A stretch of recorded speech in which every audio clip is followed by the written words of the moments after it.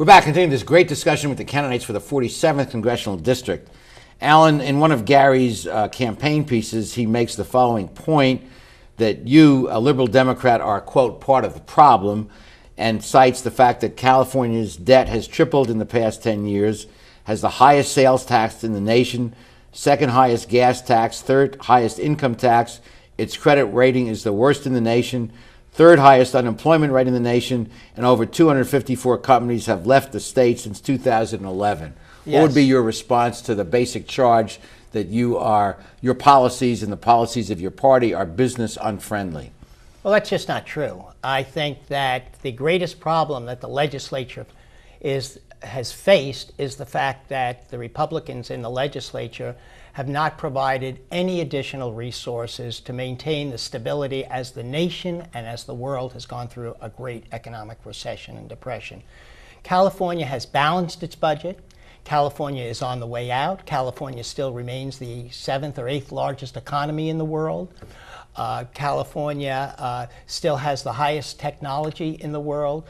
California is the home of the greatest amount of goods movement in the nation. Half the goods come through and so we still maintain our position. Yes, we do have certain problems. We're still not out of it, but we can get there by having cooperation and having both sides sitting down and working together. One side refuses to work. Gary, I'll give you a chance to just respond to that. Well, first of all, let me just say I do agree with Alan that both sides need to work together. It's not the other party's fault.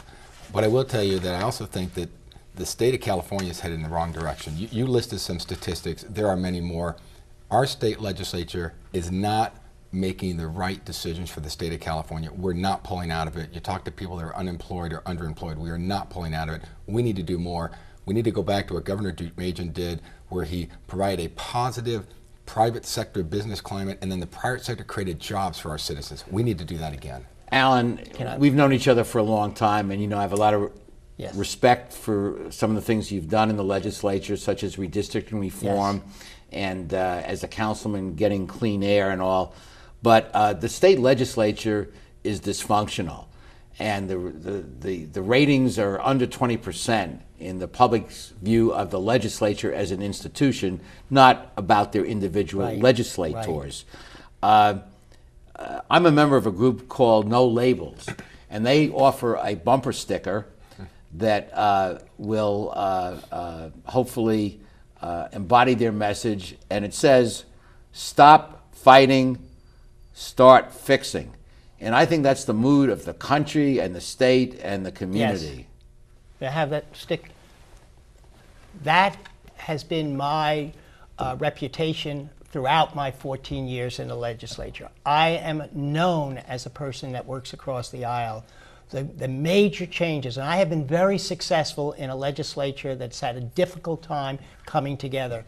As you pointed out, I was the one that brought together that when I first started here in Long Beach on the city council, when people said you can't have clean air and you can't have economic development, I said you can have them, we can have a sustainable system, and they can both work together. And after fighting me for many years, they all joined with me. The same thing when I first introduced independent redistricting. Both parties didn't want it. I said we've got to fix the legislature. The way in which it works is when we come together and we figure out a system that we are responsible to the people that elect us, not to the political parties, not to the special interests. I didn't get a second when I first started, but I kept fighting for it for years. Yes, I have stopped fighting. I have worked to fix it. That is my reputation. Gary, I've asked you this before, but view yourself and are a moderate Republican. I am. You're seeking to go to Congress that is dominated by the extreme right. Won't it be lonely in the middle? Well, I think it may be lonely at first, but I'm hoping to grow the middle. I got to tell you, and I give a chance, Alan, for a rebut, but that simply isn't true. My perspective is what's not true? He's not a bipartisan problem solver. He's part of his party's leadership. And the Republicans are just as bad, by the way. So it's not an other party thing. Both are adhering to their party. Now, we do need to move our country forward. We need to work together. I do agree. I am a strong supporter of no labels. I'm also a strong supporter of their no budget, no pay at the federal legislature. You can't pass a budget. You shouldn't get paid. I think that's a great idea. I totally agree with that. That'll also make me unpopular in Washington when I get there. But Okay. I'm not there to. I'm not going to fit We've in. alerted each candidate they'll have an opportunity to ask one question of the other. Gary goes first. Gary, your question to Alan. Certainly.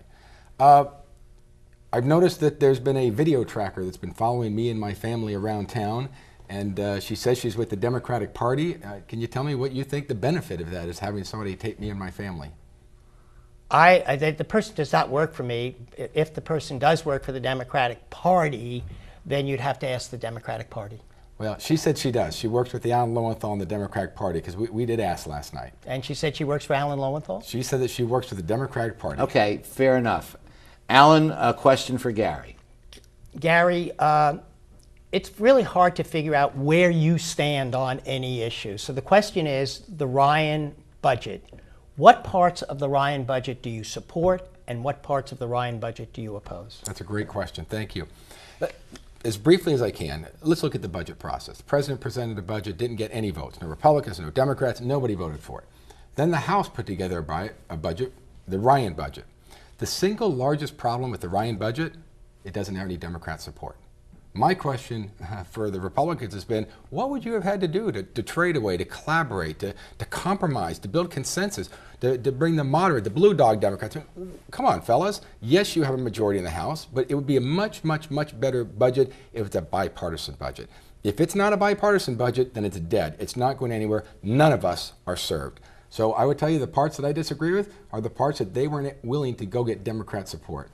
My strongest priority is to be on the Budget Committee, and I will promise you that I will work with both sides and come up with a compromise, as I've done in the city of Long Beach for the last 6 years, leading the Budget Oversight Committee. I will bring the same skills and the same intent to Washington. Alan, 30 seconds to respond. You still didn't answer the question. What specific parts? Do you support vouchers for Medicare? Do you support reducing the tax rate on the highest income earners from 35 to 25%? Do you support balancing the budget on the backs of the middle class? No, I do not support balancing the budgets on the back of the middle class, but I think that increasing tax rates is going to have a harmful impact on our economy. The number one thing that we need to do is we need to get our economy going. We need to create jobs for the unemployed. We got better jobs for the underemployed. That is my focus. I'm willing to work with anybody. So you support the tax cuts to the rich? I am willing to work with any party to get a compromise and move it forward. Fair enough. And there are no tax cuts. No, I do not support tax cuts. Gentlemen, the issue is joined. We'll be back after these messages. We're back continuing this great conversation with the candidates running for United States Congress. Alan, you sponsored Senate Bill 568, yes, which would ban styrofoam cups and this kind of stuff, which breaks down into breaks tiny down, particles, and et cetera, et cetera. Yes. But it's been labeled a job killer bill Yes. by the Yes. Chamber of Commerce, Yes. And it died. It passed the Senate, died in the Right. Assembly. Right. But you believe, obviously, that the environmental benefits outweigh the. Yes. Gary, you had a different view of the bill. Yes. Tell us why. Who would you like to go first? You. Love to. Well, first of all, I think one of the things that Al and I agree on is we are both environmentally oriented. We would like our city, our state, our country to be more sustainable for the long term. I've led the effort in Long Beach. We've cleaned up the Alamitos Bay. It was D's and F's, water quality. Now it's A's and B's. We've done great things. But when I look at this particular legislation, I think it's headed in the right direction, just not at the right time. Okay. As I talk to restaurants, their concern is going to add thousands of dollars of cost, which then gets passed on to the consumer. We will lose some jobs. Now, hopefully we'll get some good jobs down the road, but we would lose jobs in today's economy. We can't afford to lose jobs right now. But I think the intent is good. We just need to collaborate a little more. Okay, reasonable people can differ on an issue like this. Foreign policy, it's a lot to sum up in a minute, but give us, Alan, your basic view of foreign policy. You, as a member of Congress, would be voting on whether to go to war, not to go to war, voting budgets for national defense. Right. Give us a summary of your thinking on foreign policy. We'll ask the same question of Gary. Well, you know, I certainly support now and I'm glad to see that we've out of Iraq and that we will soon be out of Afghanistan. I think we've been there too long. I think that it's time to come home. I think our foreign policy should be targeted at the greatest risk to the United States. I think that I'm a strong advocate for the state of Israel. I think that Iran represents the most dangerous nation in the world. It is funding Hezbollah, and and Hamas, and I think that I support the president's and the worldwide attempt to put tremendous economic sanctions on Iran and to make sure that Iran never develops a nuclear weapon. Gary, same question. Gosh, I think I agree on pretty much all of that and more. Certainly a strong supporter of Israel. I think we also stayed too long over in the Middle East. But I'll also add to that and say one of the mistakes we made is we charged the war on a credit card. We've never done that in our country before. We've always had to make the difficult decision. Do you invest in schools? And that was a Republican president. That was a Republican president. George W. Bush. Yes, he did. He just said keep shopping, That's and correct. He lowered taxes. You're absolutely right. That was a failed Well, policy. I commend you as a Republican for criticizing a policy of your own, I'm president. going to represent the And people I of concur 47th with Gary, District, not a party. That part of the economic crisis today is we never knew how much that war cost, and we were paying for it. Yes. And now we are suffering the consequences of that. How do we get to work together? I mean, the two of you, if you were in the same body, could obviously work together. But Gary, it's going to be very lonely there, despite your best protestations. There are not a lot of, should you be successful, you won't find a lot of company in the Republican Party there. Won't you be a voice in the wilderness? I don't think so. But I could tell you, I had the same question asked of me of 2005 when I ran for Long Beach City Council. And I had my best compliment about a year and a half ago, and it wasn't meant as a compliment. But one of my colleagues at the end of a particularly frustrating meeting says, I don't understand it. You're the only Republican. There's 8 Democrats. There's a Democrat mayor, and you always get what you want. Now, first of all, I want to be clear. I never get all I want. We don't, none of us, not in our personal lives, not in our professional lives. What she was alluding to, and she didn't know, is, yeah, I'm willing to compromise with the person on my left, the one on my right. How do I work with the mayor? What's in it important? What's his priorities? That's the same kind of mentality you have to take to Washington. Work with whoever you need to work with, because at the end of the day, the only way you serve your constituents well is to move our country forward. Gentlemen, time goes fast when you're having fun. It's come time for the closing statements, and we had a flip of the coin.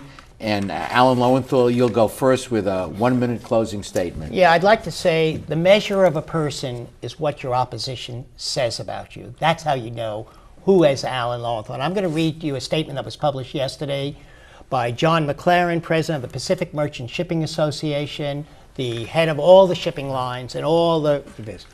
Alan Lowenthal started his legislative career in Sacramento about the same time I started in my current position. Over the years, I've opposed a number of bills introduced by the senator. The running joke in many speeches I've given the past few years was that his name came up so frequently at my family dinner table that my children thought he was a long-lost uncle. But over the years, a funny thing happened. As I frequently worked in opposition to a number of his bills, I grew to really like the guy. Even if we disagreed on policy, Senator Lowenthal was always courteous, willing to listen, and never turned a political fight into a personal grudge match. Even though I gave him lots of opportunities and justification to do so, the civility and dignity with which Senator Lowenthal conducted himself and pursued his legislative agenda in many respects represents a different era and value system in Sacramento. As the legislature came to a close the other day, it dawned on me that Alan Lowenthal wouldn't be in the Capitol anymore. I'm going to miss the guy. This was said by the leader of the business community. Thank you, Alan. Gary DeLong, your closing statement, please. You know, as I look at that, Alan is a great guy. I've known him for years, but I take him, he's a nice man with misguided economic policies. So what I will promise you is I will make the constituents of the 47th my highest priority. I will focus on getting our economy going and jobs created for our citizens. I will use all the skills at my disposal to do that. I will work in a bipartisan manner. I will work with anyone to move the country forward. That's what you can count on from me. And I would respectfully ask for your vote. Thank you, Gary. It's now my role as moderator, 1-minute closing commentary. I'd like to say this. I have a lot of respect because politicians get banged up pretty bad in the press. I have a lot of respect for the men and women who choose to enter the democratic system, to do all the things you have to do to get elected, to raise money, to go to countless functions and dinners, to knock on doors. I've known both of these men for many, many years. They're men of high integrity, high principle, high character, and I think we are fortunate as constituents to have 2 men of this quality running to represent us. So I wish both of them every success in their efforts, and I thank you for joining us at home for the very first show of our new 21st anniversary season. Alan, Gary, thank you for being with us. Thank you. Thank you. Please join us next week for the next edition of Straight Talk. Good night, everyone.